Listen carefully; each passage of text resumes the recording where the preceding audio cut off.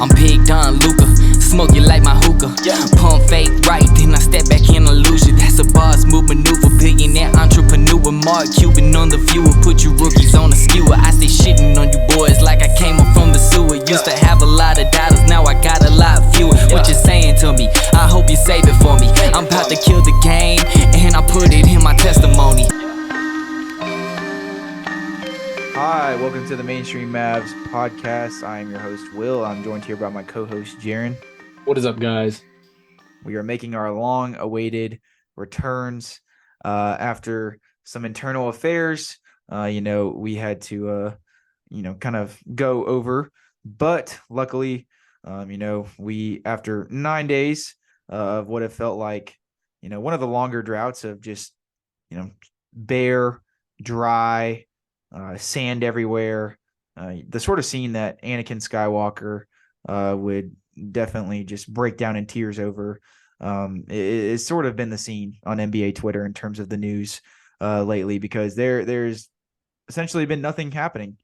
Jaren and I kind of took a impromptu break here, sort of awaiting, if any news was going to come out for us to, have to do a podcast fairly imminently here, and nothing really has happened. We're going to go ahead and wrap up Summer League today. We obviously covered all four of the Mavs' first Summer League games, but we never got around to covering their last, I guess I won't call it an exhibition game, but rather definitely not a game in which both parties had to extend all of their available resources to win the game against the Hawks on July 16th, which was like a little over a week ago. Sounds kind of counterintuitive to talk about it a little bit, but a lot of our thoughts today are going to be overarching, talking about the Summer League squad as a whole.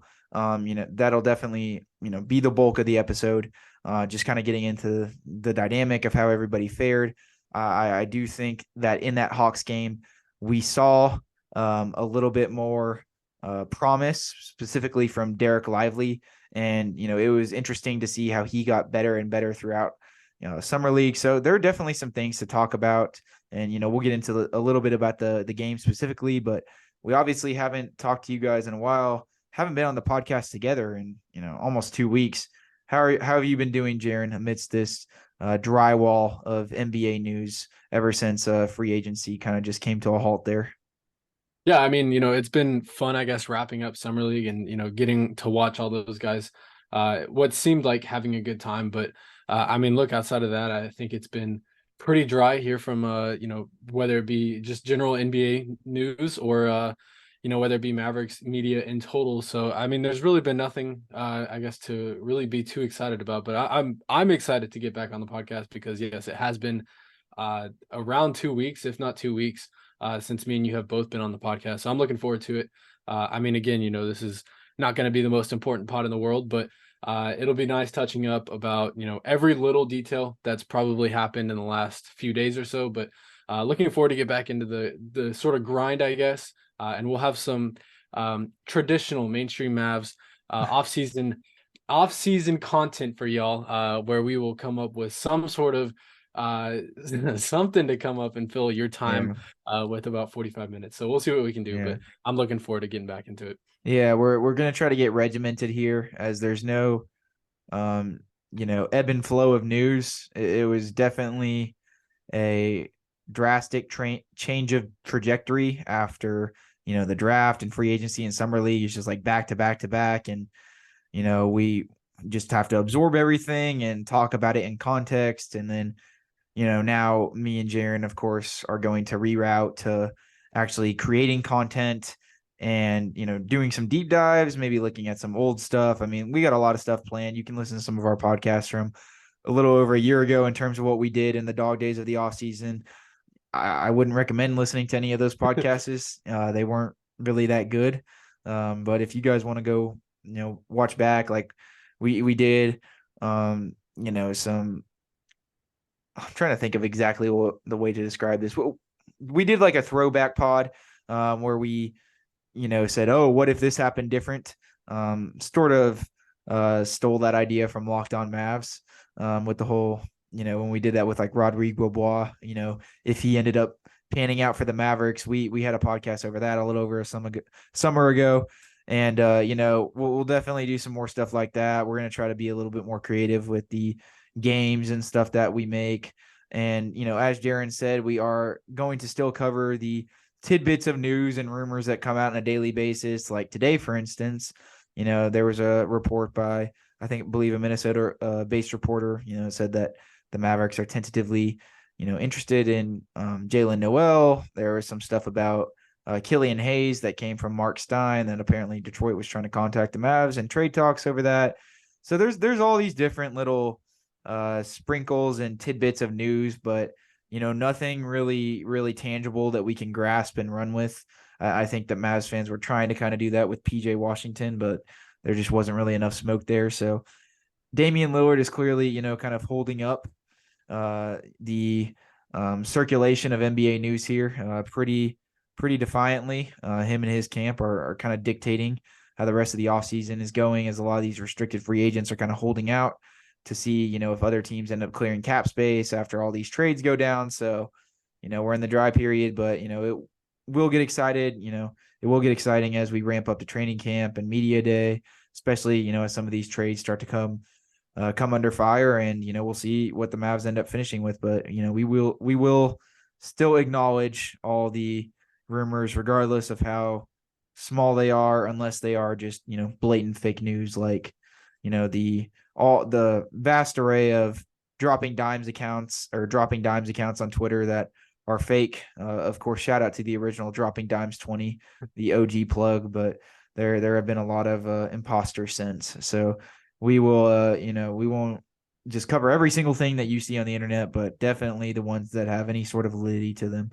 But yeah, we'll be talking about that, of course, and definitely Summer League mainly in this podcast, but definitely excited to touch up on news. It's been way too long, but before we get into the podcast here is an ad from our sponsor, Spotify for Podcasters. All right, Jaren. So before we cover the Summer League from kind of a holistic standpoint, really talking about what stood out, who got better, who did impress, who didn't impress. It's been a little over a week now, so it's counterintuitive to kind of gloss over the entire game. But, if we want to, dissect into this Mavericks versus Hawks affair that ended up being pretty one-sided, where the Mavericks ended up pulling away 101-80 at the Cox Pavilion. I was in attendance. It was my second Mavericks Summer League game I got to attend out of only two. So it was a good time for sure. It was one of the last games at Summer League. So the stands weren't packed or anything like that, but we did get some interesting performances from Mavericks in this game. Jaren, without going in too in depth, what stood out to you from this game, maybe contrary to some of the other games? Yeah, absolutely. One thing, honestly, like this kind of just trickled on as the Mavericks started winning games, and especially into that last game. But honestly, like just kind of the sort of team as a whole, I think that team sort of stuck together. They grew kind of a bond. And look, I mean, we got to cover a little bit of last year's Summer League, of course, watching on TV, and through I guess 5 games, they didn't win a single game, of course. So we didn't really get to see that team connect like we saw this year's team do. So we saw this team obviously connect and obviously win a lot more games than they did last year. And not just that, but we got to see some cool moments, whether it be Jelly Walker, whether it be Max Prosper or Dereck Lively. We got to see some good headlines come out of this. And yeah, I mean, that's probably the biggest thing that sticks out to me is just how much fun, or how much fun these guys had, or at least looked like that they were having. And look, I mean, it did open up some opportunities. Jelly Walker, right now I believe he's still in an Exhibit 10. And then Taze Moore, of course, he got an Exhibit 10 from this deal. And then what was his name? Braxton Key, he got a 2-way contract from Denver shortly thereafter his sort of buzzer beating or sudden death, I guess, dunk or putback dunk, sudden death, putback dunk. Yeah. So yeah, I mean, like there were some cool moments that came out of this Summer League that definitely, were better than last year's outside of Jaden Hardy. But yeah, I mean, that's probably the biggest thing that stuck out to me. And, to, I guess, touch back on, to that Atlanta game, that's sort of where it all sort of accumulated. I think Mavericks Twitter was probably the most live it had been in a very long time, probably since draft night, since getting or not since getting, but going on that sort of huge run that they did. They went on like a 20-0 run, and Twitter was going crazy. I don't know if you had a chance to look at your phone because you were in attendance, but it was absolutely bonkers. It was fun to watch. And yeah, I mean, like I said, it was a fun game to watch. Nothing too holistically to take out, especially because I believe the game was 9 days ago. So we can't really go back too much into depth and analyze everything that happened and everything like that. But yeah, it was definitely a fun game to watch, and especially for Jelly Walker because he was the leading scorer, I believe. And I forget who else. There was Brandon Randolph. Yeah, Brandon Randolph. Yeah, that's who it was. Them two were honestly going off for an amazing game. And yeah, like I said, it was just fun to watch, and it was fun to see everyone connect and become a good team in the summer league. No, definitely. And it's funny because I was more on Twitter during the first half trying to, see how much I could actually like live in person tweet. Definitely a skill that I would have to give a lot of reporters and stuff like that credit for, because my first inclination is to like not miss any, of the actual basketball that's happening. Like you really got to pick and choose your moments to tweet when you're actually there. On TV, it's a lot easier because you can like pause or whatever if you really need to.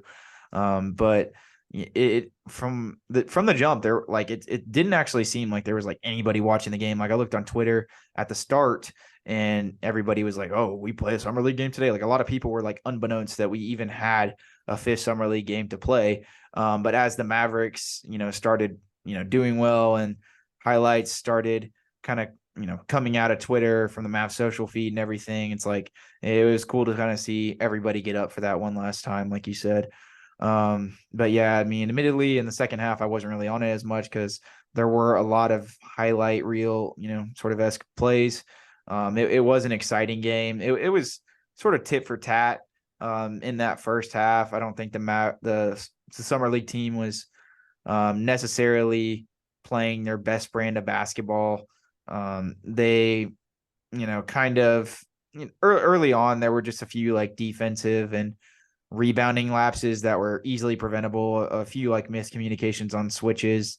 Obviously it's 9 days out, but one play I remember specifically, the Hawks ran a DHO at the top of the screen, or not top of the screen, the top of the arc. And Kobe Buffkin like just blew past AJ Lawson. There was just like no contest. And then Mifiondu Kabengele, he looks like he's about 40, but surprisingly, after shaving his hair and everything, or he actually is only 25, but he's a big ass dude in person. I'll say that much. But he was giving Dereck Lively the work early on the offensive glass, and it kind of seemed like he may be in for a long night. With the fringe NBA, sort of veteran-ish center on the other side of the ball, just kind of being able to give him the work. But the Hawks really didn't play him the whole time. They barring, Kobe Buffkin, they weren't really, I think, expelling all their energy to win that game either. So, it wasn't like the most spirited contest on, either side of things, given the setting and everything. But, particularly something that I think was great was a lot of, the positives that we start to really see with the summer league team in that third and then, fourth game with the Warriors and the Pacers. You start to see those things translate ad nauseum throughout the game. Dereck Lively throughout the game just got more and more comfortable as the roll man. He just was a little bit more savvy, actually set a few solid screens to close out Summer League, which was definitely nice to see. Was just kind of picking his angles in terms of rolling a little bit better, and it led to some easy ones, something that, he honestly could have probably done a better job of those first few games. And it was really cool to see the bench get excited. Like everybody, even Chandler Vaudrin was sneaking in some layups off a few attacks off closeouts where he got to the rim and finished. And after getting Jarvis Walker up in the air and then completely whiffing a layup in that Indiana game, it was nice to see, the one white hooper on the squad show out. So there was it was a fun time for that last game. Nothing substantial to take away, like you said, but seeing how Jelly Walker finished out Summer League, didn't even have a bad shooting game those last three games, really showed out, was able to keep his training camp spot, good work by the Mavs to find that dude. I don't know specifically if the Mavericks, will end up having a role for him at the end of the day, but in a league where guard play is very volatile and, injuries are very prevalent, especially at the guard position, for whatever reason, just because of how I honestly think that like the least injured position in basketball, in my opinion, is probably like wings, because they kind of have the best of both worlds. But I don't that could just be complete bullshit. And I'm just spewing on the pod here, but I don't know. I feel like obviously centers get injured the most prominently in my opinion, but I feel like guards are just a close second up, especially like the 6'3" and under guards, just because they're going so damn fast sometimes against. And they have to like overcompensate with their athleticism against, all the length and size and stuff like that. So, it was good seeing that, everything went smoothly, and my main point being out of that, you never know when an opportunity could be, prevail. We've seen guys like Jonathan Gibson, Yogi Ferrell, actually end up playing roles with the Mavericks now. That wasn't, that was probably more indicative of the Mavericks roster situation at the time. There's obviously not as clear of a pathway given the absolute logjam of guards that the Mavericks have now. But I mean, when there's a guy like Jelly Walker with so much talent and, such a multi-dimensional sort of scoring threat, and a guy who, even though he can't make some crazy passes just due to not really being able to see over the defense, he sets guys up really well in their spots, is always getting hockey assists like that. That's just a dude that, could come out the point guard, could come off the bench and run the team to an extent. And any NBA team could use that skill set if that translates to the NBA level. We'll see if the athleticism and speed of the game at that level is just too much for a guy of his size. But, his ability and how savvy he was, man, it really impressed me. And it wasn't like, he was just only hitting these crazy tough shots that, almost seemed like they were complete chance. He was doing a really good job creating space for himself, has a really good step back, and can score at all three levels. And, you have to have that in your bag as a guy that is, 5'11". And, as we were sort of theorizing, I kind of predicted that the Mavericks would pick between one of him and McKinley Wright. And, they did. McKinley Wright ended up signing overseas the other day. I think with like some European team. Do you remember who he signed with? It was like Buenvirdos or something like that. Yeah. Better, props to you for even like remembering that. So, we weren't even planning on covering that in this podcast because we honestly forgot. But I mean, obviously, the Jelly Walker sort of conversation segued us there, and he obviously kind of earned that small guard spot within the Mavericks rotation. I think it'll be a battle between him and Taze Moore to get that last two-way spot, and there definitely could be other players come involved. Mavericks could obviously sign another guy from overseas, or an entirely different summer league team that impressed on a two-way, or another guy from training camp. But the way that both of those guys ended up, finishing out summer league was definitely something that impressed me, especially their play in the latter half of the games there in Vegas. They definitely, from having watched them in person, up close, like they look like, NBA level players. So I hope the best for them. They definitely, hold a little bit of sentiment with me at least going forward. Even if they don't end up panning out in Dallas, I would definitely will be inclined to see how their careers end up faring out after having got to see them. So, props to how both of those guys played throughout summer league. Props to Brandon Randolph for that last game showing out. In the same vein as Taze Moore, just a really energetic, lengthy, leaper. He's a good cutter, and definitely, his main thing in summer league in the same vein as Taze Moore was, can the three ball stick, right? And Brandon Randolph struggled like every game except for the first and last game. So I was happy for him that he ended up having a good game there.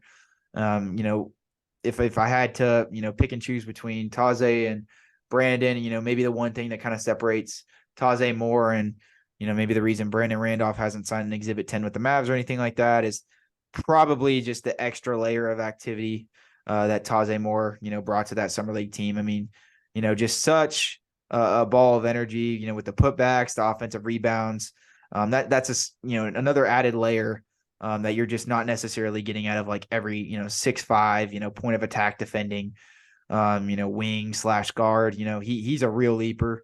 It's not fake by any means. He was only second to I'm gonna have to go to the box score because I have to say his name just to be proper here. But I would say he was only second to it's not even showing me on ESPN, but Akabandu, the guy from the NAIA school who later transferred to Memphis, the guy with the really long name, of course, that is an insane leaper, but definitely had trouble doing anything else on the court, and in his few other minutes that he got there at the tail end of Vegas.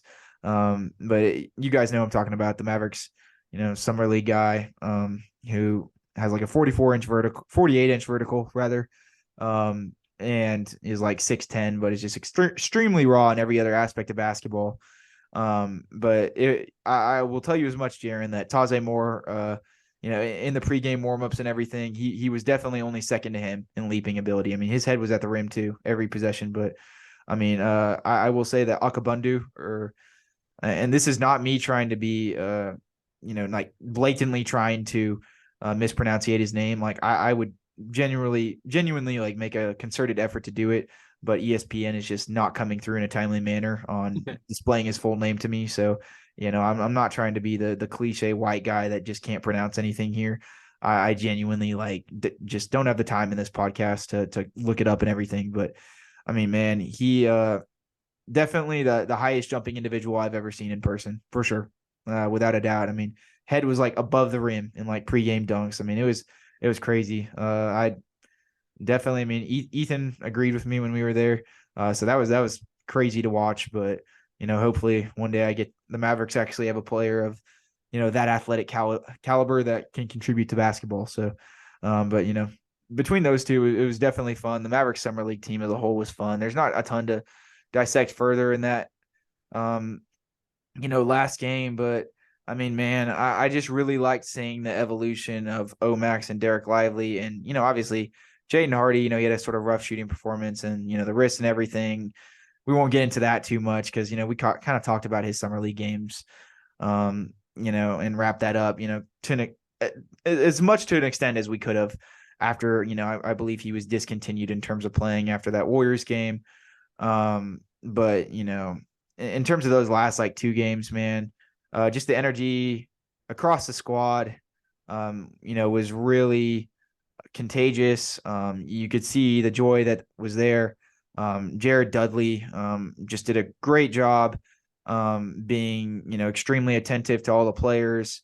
He's a player's coach for sure, but also a guy that, will definitely tell the guys, what their growing pains are and what they need to improve on. If you look at any of the interviews from Summer League, he was great at, prognosing, like what certain guys needed to work on and get better at. He was not, just trying to gas up his players completely. And that was appreciated, especially from a, fan perspective. And I mean, he did a really good job, having been at Summer League. He definitely was the most active coach on the sideline out of any, team that I'd been, watched or anything like that. It's a little harder at the Thomas and Mack Center based on where, Ethan and I were sitting to see the coach's activity, from the sideline, just given it's a, bigger arena, you're not as close to them. But even then you could hear him shouting out calls, shouting out the drop coverage call for Dereck Lively every single time, which was ice. And, to see how Dereck Lively was able to probe in between, the pick and roll game and, be able to sort of kind of pseudo tag the roll man, but also play the ball handler at the same time. Seeing how that aspect of his pick and roll defense evolved throughout Summer League was special to watch because, there were times early on where he was kind of getting cooked at certain times and, he, just wasn't, dropping and holding his ground and, in the dominant sort of fashion that you would have hoped. And, throughout those last two games, obviously not NBA talent, but he finished with some very strong performances. Definitely still a lot to work on, with the screening consistently and, obviously, getting a better base, being able to block out, not being late to rotate sometimes on defense to where he gets caught a precarious position and, is not able to get vertical in terms of being a rim protector. But, the growth that he saw just at Summer League, especially with Omax too, and his ability to pick and choose his driving lanes, he's not as flashy as a lot of the, more dynamic wings in the NBA. But I think that that's definitely something, working with God and, other staff in Dallas, he can evolve into, because, the athletic burst that guy has and his ability to diagnose a closeout opportunity is definitely, second to none, as far as, guys that, see a driving lane and take it, from all the guys I saw in Vegas. So, I mean, they both just had great summer league performances. Omax, definitely probably more of a holistic, just better summer league performance. But I was just really encouraged having came out of that experience, seeing how both of those guys specifically improved drastically. And, another guy that we really didn't even talk about was AJ Lawson. I mean, he really showed out rather on the defensive end those last couple games, even if the scoring, kind of came and go at certain points. He really displayed what he could add, offensively as a cutter and, specifically on defense. Yes, there were times where he maybe got pushed around a little bit.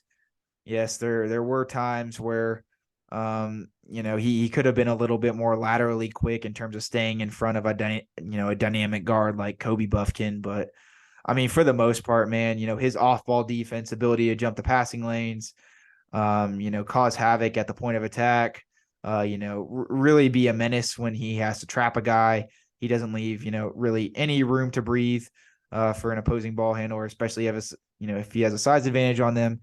And it's noticeable that, he's put on some size and athleticism. Like if you look at some pictures of him when he first came in with the College Park Skyhawks or whatever their name is. I mean, he's put on some definite size since he's came into the league, and it's very encouraging to see how he's developed in a player and his mentality. He's a guy that we've really coveted over here at the Mainstream Mavs podcast. And, he's obviously his two-way deal extends into next season because he was signed midseason last year. It's something that me and Jaren did not know, but I mean, definitely coming out of that summer league experience, if he can just add a little bit more size and the 3-point shooting starts to come along, I believe he's only 23, just turned 23 in Vegas. That's a guy that could, crack the Mavs rotation for sure. Taze Moore and Jelly Walker, definitely more guys to monitor in terms of if they get that opportunity. That there are definite more holes in their games though that kind of prevent them from being consistent NBA players. And it's noticeable by, just, watching them, in Taze Moore's case, the shot, in Jelly's case, just purely the size, but, and how that could have ripple effects on his defense. But, to come out of that experience, seeing that,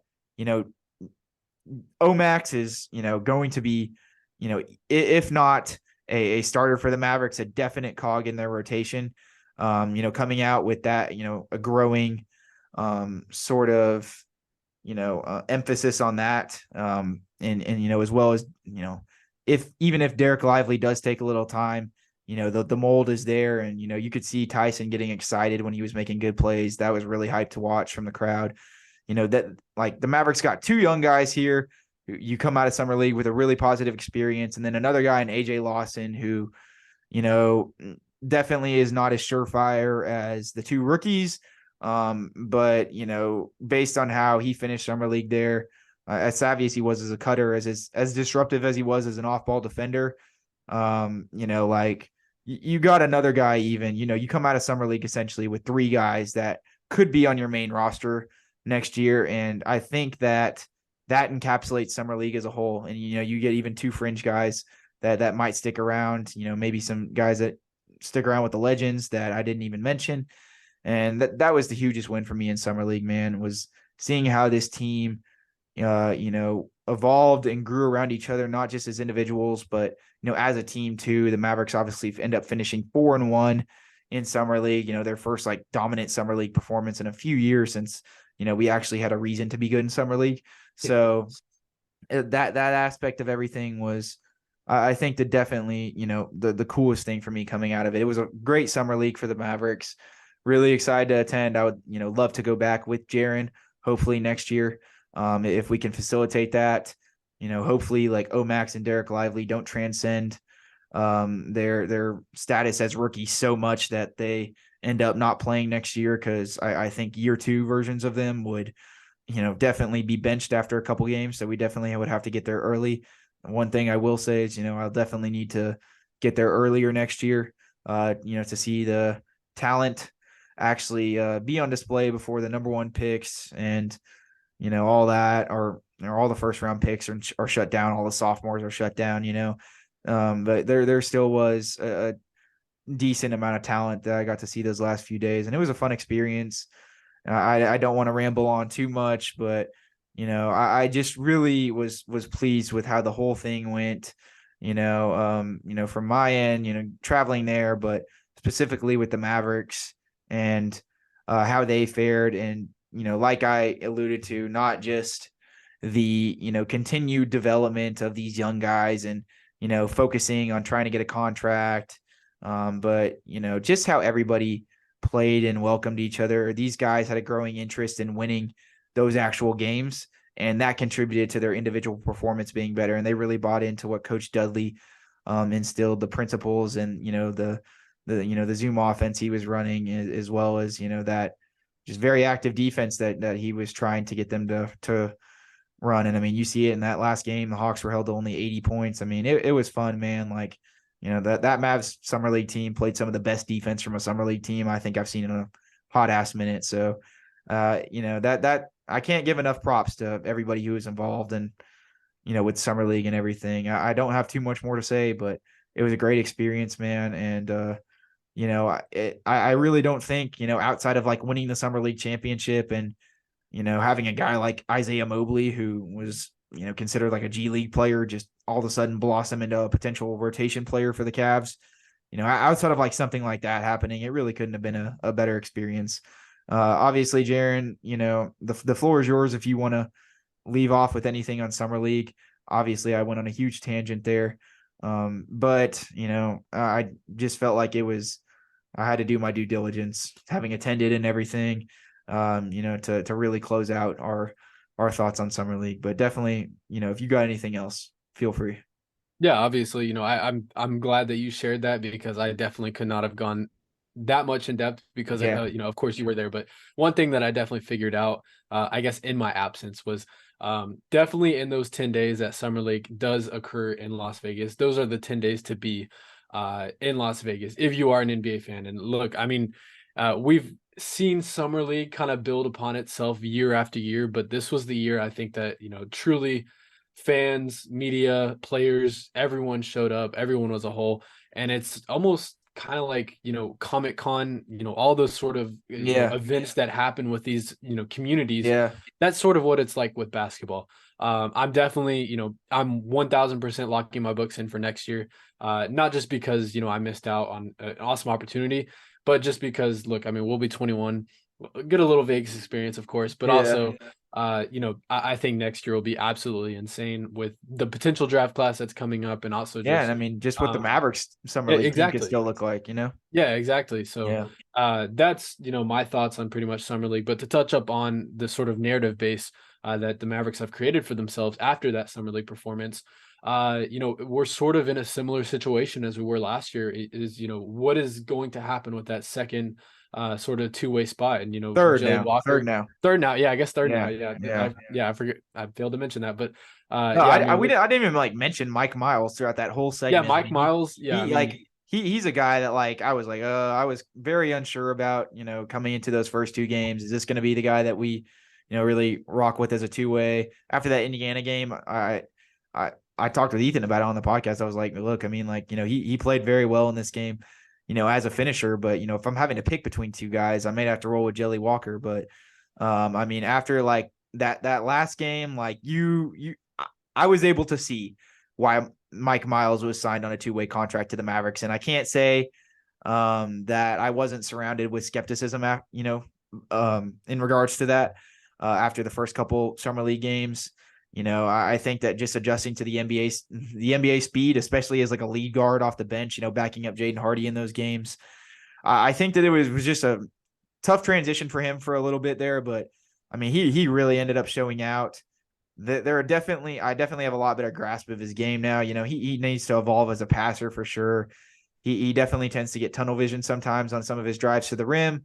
There were a lot of instances of both him and Jelly Walker in Jelly Walker's instance, because he can't see over the defense, not being able to make, some of those passes that Luka and Kyrie will to the Mavericks bigs on that summer league team. But I mean, in terms of a scoring threat, man, he was uber efficient, and he definitely added something from a defensive perspective that, was definitely really evident and tangible. He, while yes, there are bigger guys that can, use their length to get around him, and speed can come back to haunt him. You saw, that added strength and bulk, from a 6'2" guard really helping him on a lot of possessions. And I mean, he became, increasingly more disruptive defensively as summer league went on. I definitely don't know if I'm ready to label him like a really good defender like I would with like Omax or, AJ Lawson or anything like that. But, he proved himself to be competent, and the, his finishing and, just sort of, the vast array of moves that he's able to pull off to, create just an ounce of space for himself, and the way he's able to contort his body, midair, is, not really something that I can say even really any of the other Mavericks summer league guards had. Jaden Hardy's a good finisher, of course, but, he kind of needs space to finish. A lot of his game is, predicated on, can I get this angle, and this, if I can, I'll be able to get the shot up. I mean, Mike Miles, man, like he can absorb contact, contort his body, make some really tough finishes. And like, it just goes to show, I'm not going to go on a tangent on here with him, but, that the Mavericks are building a culture of development and youth within their organization. And I think that we can sort of separate that from the roster construction woes. And, if you're looking at the Mavericks offseason under a microscope, right? Yes, there are definitely areas of improvement that they have not, hit the nail on the head on. I would say that they've probably had a very, I'd say that the Mavericks have had a good offseason for sure, given the draft and free agency, getting Grant Williams and everything like that. I don't think, unless they cap it off with, the allotted moves that Jaren and I have talked ad nauseum, and Mavs Twitter has talked ad nauseum about in regards to getting, another rim protector, given, Dereck Lively, not being maybe quite ready yet, and maybe getting another either, fringe starter or starting level wing, until the Mavericks do that. Yes. Like they'll have to prove it to us that they can be contenders, because on paper, obviously there are still holes on this roster, but the one thing that I can come away with in terms of, analyzing the Mavericks youth department and the culture that they're building for, when Luka starts to, enter his prime, maybe when Kyrie leaves, that foundation that they're laying right now, and their focus and, increased attentiveness to development ever since the Nico Harrison era has catalyzed here is definitely something I've been really impressed with. And this last summer has, been clearly very evident about that. And, the way that Coach Dudley was able to invigorate spirit within those guys. And, that's honestly, what I'm most excited about. But yeah, I mean, great time at Summer League, man, but there's not too much more to get into, barring, a couple rumors, a couple tidbits of news here that have came out really over the last week or so. There's, been a lot more NBA stuff to kind of surface, but all of it has been like small stuff, like Dylan Windler, for instance, getting a 2-way contract today with the Knicks, like stuff like that. There just hasn't been a lot of news. Really, nobody's dropped off the board in terms of coveted free agents that the Mavericks have that, they could potentially go after. I think since we've talked, maybe besides like Paul Reed, re-signing in Philadelphia. That's probably the only and he somewhat wasn't named really, guy. Yeah. He wasn't even necessarily a guy that we were rumored to get, more than he was looked at as a decent fit by Mavs fans and in their fake sign and trades on Fanspo. So, I mean, obviously we'll cover, the few tidbits of rumors that have came out, but, it has been pretty dry on that front. So it's fun to enjoy Summer League and everything. But, without further ado, let's analyze some of the stuff that's come out over the last few weeks without going too in depth, because all of it at the end of the day could be just smoke from agents and all that sort of stuff. And none of it really seemed like it had a lot of smoke to it, especially, on a national level. But, as far back as I can remember, since we last did a podcast, in terms of things that are Mavericks related. Obviously, I don't even know if there was anything tangible. But yes, I know Jake Fisher kind of reported on the, Siakam Atlanta scene, and how they, the Mavericks could, I don't even know if it was him specifically that said that, but they're obviously, somebody, in the national media essentially said, yes, like Clint Capella may need to be rerouted to a third team, willing to, take on his contract if a Siakam trade is to come into fruition, just based on the money aspect of that. And that's obviously been an ongoing rumor since literally free agency started in, the draft, with the Clint Capella thing and the Mavericks not accepting that trade to move back in the draft a few slots, because of the package and everything like that. They just didn't deem it worth it or whatever. Because if I can't remember, wasn't Atlanta asking for Josh Green or a first round pick? I can't even remember what the deal was, but it was a pretty blatant, overpay, contrary to, that DeAndre Ayton situation where we don't really exactly know what happened. And, I think that situation is a little bit more contentious between fans in terms of what the Mavericks, should have done there in retrospect. But, nobody really, blames them for not taking that Capella deal. I'm going to be honest, I literally can't remember off the top of my head right now exactly what the package was going to Atlanta, the proposed on draft night that was reported by Mark Stein or whatever like that, and what the receiving package would be for Dallas. But I definitely come out of draft night, I, at least in context, knowing that, was much more happier with the moves that were made. So I'm not really tripping over that or anything. But that there's obviously been a little bit more smoke that Siakam's name is on the radar, but that you're dealing with an interesting figure in Masai Ujiri, and who's, very negligent. He upholds his reputation as a tough bargainer. Definitely probably, rides that wave a little too hard given his success as a GM. So, if Siakam does get moved and, that ends up getting catalyzed by this Damian Lillard trade stuff, I mean, who knows what's going to happen when all that goes under the shelf. But I mean, as of right now, it doesn't really seem like there's too much smoke on that. Mark Stein reported today that, Dallas, or rather Detroit, had reached out to Dallas, was the wording that he used regarding Killian Hayes. And there had been some rumors about Bojan Bogdanovic being tossed around as a trade target by, for the Mavs by Mark Stein, his Substack, a week ago. But, he didn't say that anything was in advanced discussions or that there was anything too tangible there, and until there is something, tangible, it's just hard for Jaren and I to, go too in depth into fit, when there's, if it's not, the beginning of free agency, because, it kind of would just be doing ourselves a disservice. But there are still a lot of intriguing guys on the market that we'll get into over the next few days. We, obviously we'll have, this, definitely an interesting dichotomy of, content coming out, with some of it being, based, strictly, around games and fun things that we'll do, and looking back at different things that, throughout the Mavericks history. We'll really have to dig out of our asses for content, but it'll be fun at the end of the day. But that doesn't mean that we're just going to completely, neglect all the tidbits and news and rumors that are coming out. We'll still address them. They just may not be as elongated as segments as they are, unless, something is really heating up.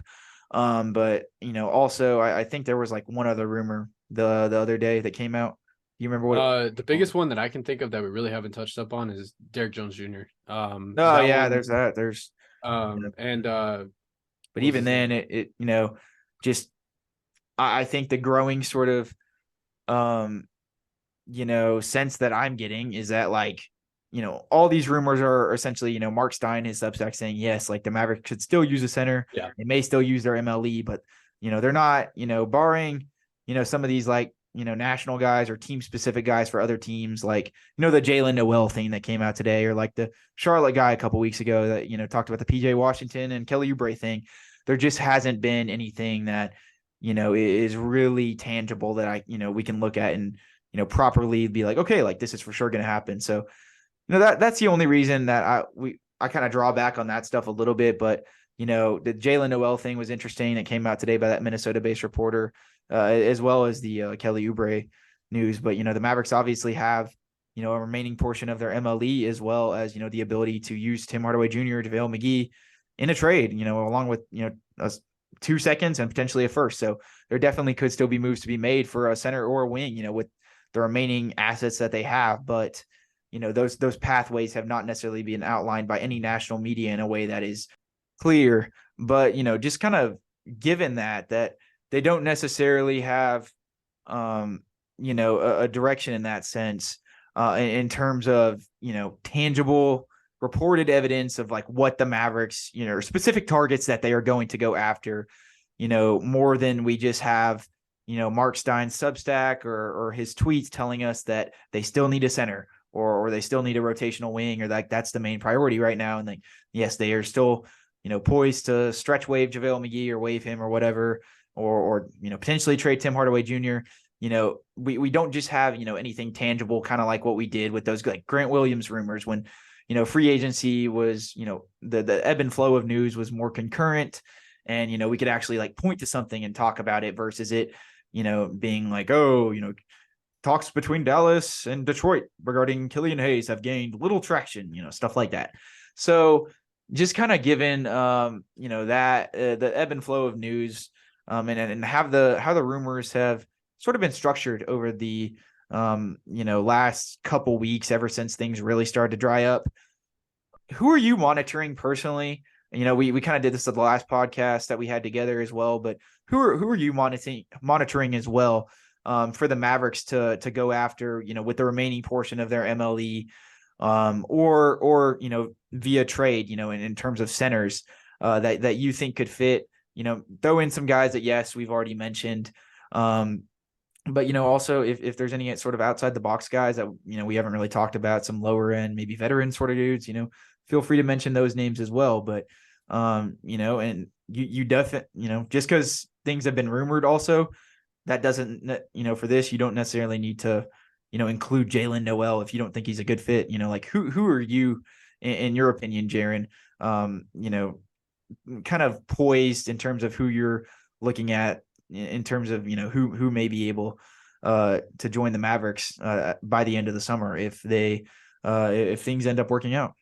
Yeah, obviously, the Mavericks could go the trade route, as, I guess what is heavily been kind of reported is what they will likely be doing if they're going after. They could use the rest of their MLE too. I believe they could $6 million or so left after, putting Seth Curry and into some of that. So yeah. So, and, that's something that I've grown more keen on is using the remaining, $6 million or however left will be after that Seth Curry deal, however much they will have left. I've grown more keen on using that for a potential veteran player. I know that you're a little bit more high on Kelly Oubre rather than me, but one guy that kind of sticks out to me, which we've honestly failed to mention, who was in rumors. I don't necessarily know if it was, fan rumors or if, someone in Utah, or I guess Atlanta rather, sort of reported this, but Rudy Gay, a guy who could come into the locker room and I think make a day one change. He's obviously had his ups and downs throughout his career. And, being on the tail end of his career, you don't really expect much, but he's a guy I think that could mentor some of the younger guys, of course, that being Omax. So I would love to see him. I've gone through, I drive about an hour a day, so I get a lot of time to think to myself. And that's something that I've thought about quite a bit is, what would Rudy Gay look like on the Mavericks? And I'm not opposed to it. Again, for all the reasons that I mentioned before, I'm not opposed to it. The fit itself, it could be a little questionable, but, for everything that we likely, will get out of him, I'm not opposed to that move at all. So, that's something that, a guy rather that, I've got kind of thought about the most of. But look, someone who, of course, came out of the rumor mill today, Jalen Noel, I think is probably the most eye-popping guy that, the Mavericks could potentially sign with that, under MLE signing. Being that he averaged, I believe it was 10.8 points per game. If you're looking for a stat impact like that, that's definitely a guy that you have to look at, fit aside. There's definitely question marks there, but yeah, I mean, there's some of these there's some of these sort of veteran guys that are kind of on the chopping blocks of their careers, that being Derrick Jones Jr., Rudy Gay is, of course, I'd say on Rudy the Gay is young like side. much more on that sort of aspect than Yeah, Derrick Jones Jr. absolutely. But Derrick Jones Jr. is definitely a guy that, like, maybe not at this stage in his career, given I think he's like 26, 27, something in that range. But, you definitely want to monitor how the athleticism, stays, pat throughout his career if he can't develop a jump shot, because that. Absolutely. But Yeah. he still is like decently young. He still could, shooting is not something that requires athleticism. It still is something that he could get better as his career goes on. Those are all interesting names, and I really do like the Rudy Gay shout out, because like he is a lot more slow footed than he was at this, and had a previous stage in his career when he's one of the better wings in the league. But I mean, he's still got really good length. He's like a legit 6'9", damn near 6'10". And he's very stout. He's filled out a lot since he's came into the league. Has definitely been the benefactor of, a lot of different teams, NBA strength programs. He's a guy that, can be a, good hard-nosed veteran, and like you said, really mentor the young guys. And I think what I'd be most intrigued at, from that perspective is like, Rudy Gay is a guy in his career who carved out a role for himself, fulfilling the aspects of, non-one dimensionality as a wing, right? Maybe not to the degree that, some guys in his era, like Paul George did, obviously, but he's a guy that could go get a bucket, at 6'9", 6'10", has a handle. Didn't really ever have the playmaking aspect of everything. But I mean, yeah, like from an offensive perspective, yeah, he could definitely mentor an Omax, or any other wings on the Mavericks roster. And that would be encouraging from that perspective. If he could maybe potentially play like a Jeff Green-esque type of role on the Mavericks. And, I think that the growing sense from what we're kind of getting at here, especially with the remaining players on the market, is that if the Mavericks wish to, fill out their roster to the best of their abilities this offseason, and, they trade for the center, they get the wing. We had obviously talked about, earlier that, the order of operations there maybe, a little different, if somehow like, they were able to get like PJ Washington or something. But, as the time clock ticks more and more down on free agency, it is becoming more and more readily apparent to me that, like, the Mavericks' best route at this point, given who is off the board and, the PJ Washington situation just being so kind of, it just seems like a very hard thing for the Mavericks to finagle themselves in. I'd love for them to do that. That's like the most idealistic scenario, but it does just kind of seem like a hard way in terms of the construct of how that deal would work. It's just more apparent to me that, the best route to contention is probably, getting that, not starting level wing, but a guy who potentially can start if need be when called upon, like a Kelly Oubre or a Rudy Gay, with the remaining MLE money. And then, using Tim Hardaway Jr.'s contract and, whatever sort of assets in terms of picks and, potentially even young players, if it's for the guy, the right caliber, to trade for that starting center. Because, and just to be quite honest with you, after Paul Reed going off the board, there just like isn't really a lot of guys in terms of if the Mavericks wanted to go the, trade for a wing and then try to sign a center with the remaining MLE route that are applicable at this point. There just aren't really a lot of guys at big that are worth it with like $6 million or however much the Mavericks, could offer per year. I kind of wanted to get your thoughts on that in terms of the, the contrasting ways in which the Mavericks could fill out their roster if they so please. Because in my opinion, I think, I don't know if this is just me, but I think it would be, it would be kind of counterintuitive for the Mavericks to only do one or the other. I think if they do make more moves this offseason, they make two moves. They make a move, for another wing with the MLE and for the center, and try to fill everything out. I don't know if that necessarily even means giving up the 2027 first. If they can retain that, I'm sure they'd love to. Especially given how many little assets, as well as Josh Green and Jaden Hardy. But it just seems that, if they are to make more moves and they don't round out the, if they, decide to go with this roster into training camp and, try to solve these issues at the trade deadline, unless they go that route, it just would make sense to, at least try to sign a wing with the MLE as well as trade for the big man. So you give your best shot at contention. Because if you make that trade for the big man, like you're going all in at that point, regardless if you give up the pick or not, like, that you've made enough moves at that point in the offseason to, even if you don't necessarily have the players for it, when you start, playing pen and paper with other teams and stuff, like, the moves you made positionally would definitely insinuate that you're trying to contend for a title next year.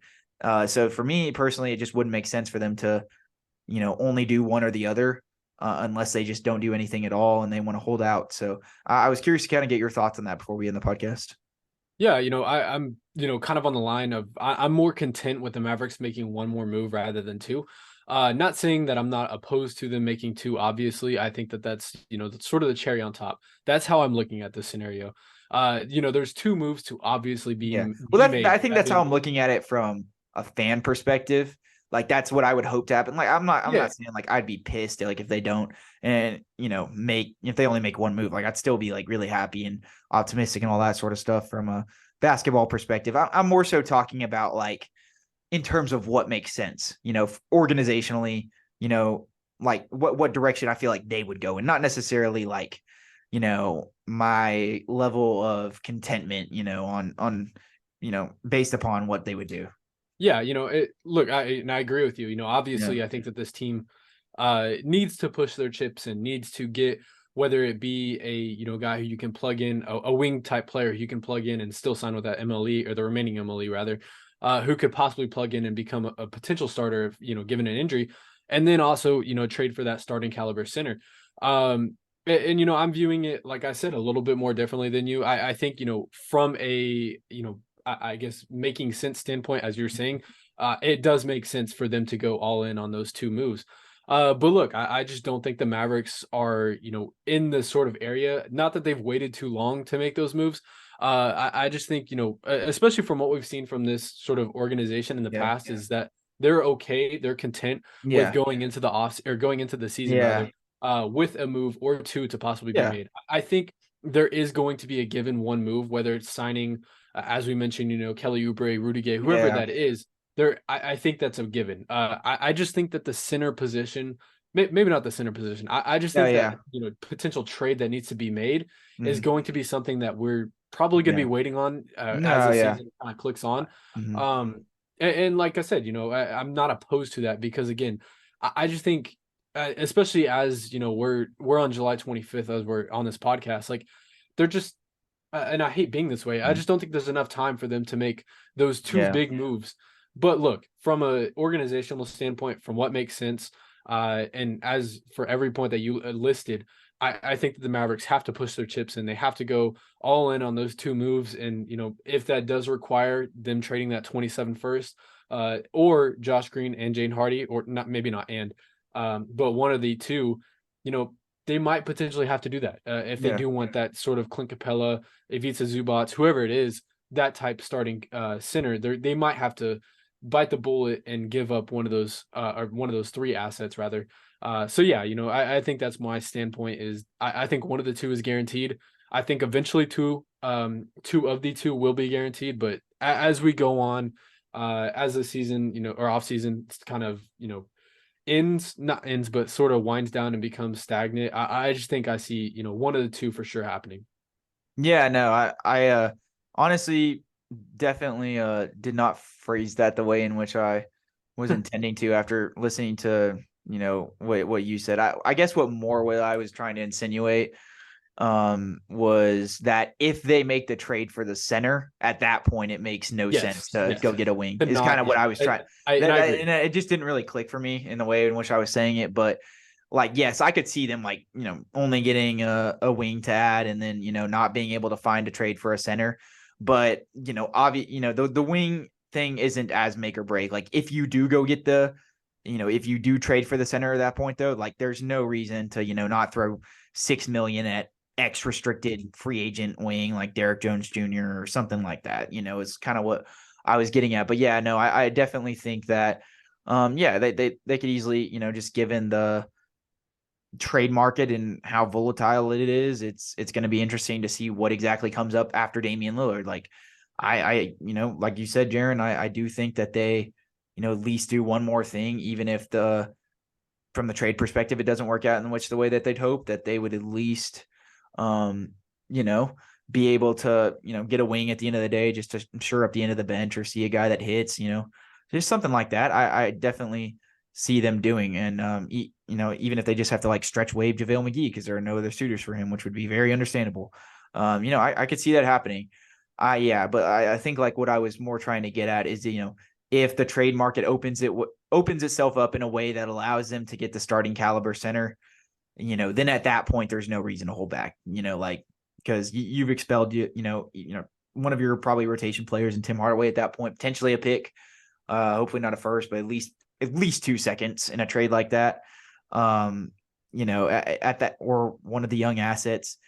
That was more kind of what I was insinuating, when I feel like at that point they would have to at least, try to lock in another wing, especially if they lost more players than they were getting back in that deal. So I don't know. We'll see what happens. But, obviously we don't really have a clear grasp of what the Mavericks are going to do for the rest of the offseason, nor does really anybody else, even the people who are reporting upon it, because it's basically all dependent, from what it seems, on how the NBA trade market fares this coming July and August. So, in the meantime, as all these rumors are circulating out, me and Jaren will have, podcasts, much more consistently from here on out, after things kind of dried up there, going to Las Vegas and all that. And just how, just no other word to put it than, just dry and arid that NBA news has been the last couple of weeks. But, it was a decent break after we were just churning out content after the draft and everything. But, now is the time to get back at it, even if we do have to,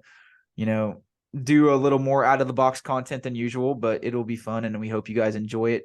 We'll still have all the coverage, of course, and anything happens with the Mavericks. So stay tuned with that. That's a given, of course.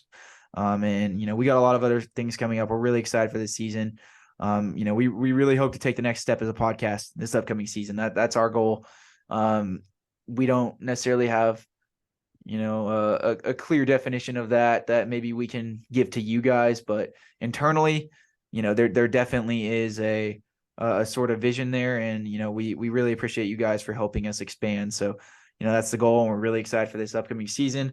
Thank you for listening to the Mainstream Mavs podcast. You guys can find us anywhere from, Apple Podcasts to Spotify. Make sure to, like us and give us a 5-star rating and follow us and all that sort of stuff. And, give us a review, turn on post notifications for our podcast. If you're on any of those listening platforms, we're on basically any listening platform. So we'd really appreciate the feedback and anything like that. Also, make sure to follow us on and subscribe, of course, rather, and like and comment down below on YouTube if you guys are listening on that. Shout out to the YouTube gang. I just throw up the X every time because I know nothing else what to do. But yes, Des caught it. Also, make sure to follow our new Twitter at Mainstream214. We just amassed a grand total of 400 followers after getting some clout from Summer League. We're getting back to where we were. We're excited to gain and meet new people. We got some new Twitter followers that we didn't have before. So shout out to you guys if you're first time listeners, and we're just poised to keep expanding and growing with you guys. A bit of a, more less serious podcast, but that's kind of going to be the agenda from here on out. So we appreciate you guys for listening. It's been Will and Jaren on the Mainstream Mavs podcast, signing out.